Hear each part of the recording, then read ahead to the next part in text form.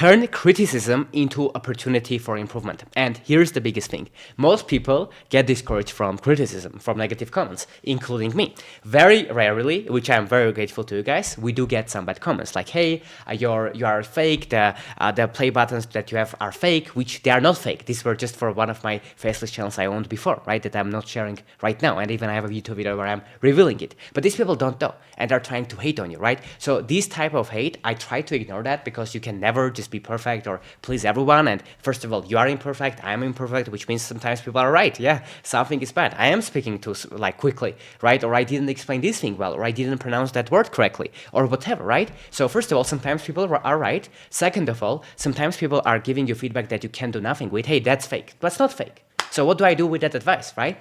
But beyond this advice, which I think the best way is to ignore them, right? The next advice is people that give you constructive criticism. And there's a lot of them as well. Recently, I got a comment of someone that said, hey, Howard, can you speak a little bit more slowly, right?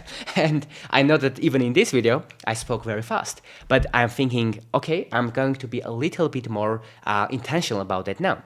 And that's going to improve me. For example, during this video, there were a few moments that I intentionally slowed down because I remembered the advice from this person, right?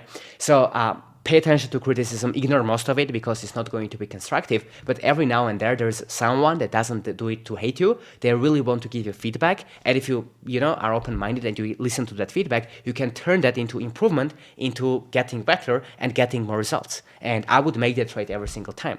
If I need to lower my ego a little bit and listen to someone and get better results, I think it's a very good trade-off. Number 21 is make data-driven decisions, not emotional ones.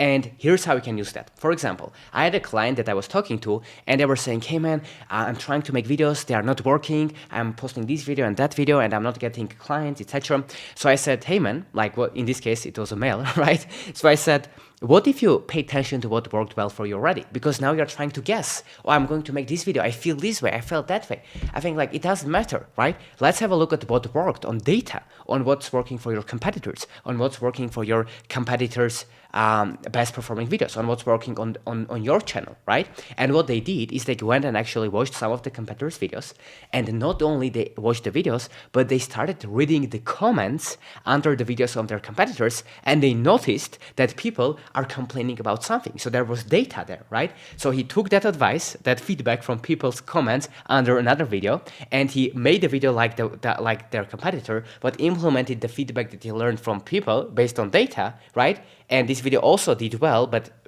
it still had criticism. So he thought, what if I copy this video, but I also, implement the feedback that people left under the comments? He did that, and guess what? He got 50,000 views, or now I think it's 60 something, but whatever. So it was an outlier for his channel, right? And then what he did is that I just noticed when I click most popular, the 3 top videos on my channel are these kind of videos. In this case, it was course videos. It was long course videos, right?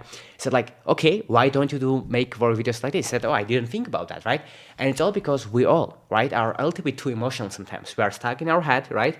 And as Tony Robbins says, if you are in your head, you are dead, right? So if we are in our head too much, then we can just overthink things, and we can say, I feel this way, I feel that way, maybe I should do this, and we don't make decisions based on data. But if you want to grow, then one of the best things is to just calm down, take a deep breath, and say, what's working? Not based on my opinion, but based on data. What's working for my competitors, what has worked before for my channel, and how can I do more videos like the ones that worked well. This can apply to your thumbnails as well. If you want to make thumbnails that get more people to click, go to your analytics, look at your CTRs, and see which thumbnails have the most click-through rate, which thumbnails got the most clicks, right? So if you find these thumbnails and you learn based on data, and you see what do they have in common, next time if you make thumbnails like that, then you have more chances of them performing better as well. So make decisions based on data, not emotions, and I promise you, your results will get even better. Now, a lot of these trainings are available for free with all of the templates, AI tools, private feedback for you to be able to implement in your business. And guess what? It's absolutely free. So if you are interested, the link will be down below in the description, and you can apply to join there.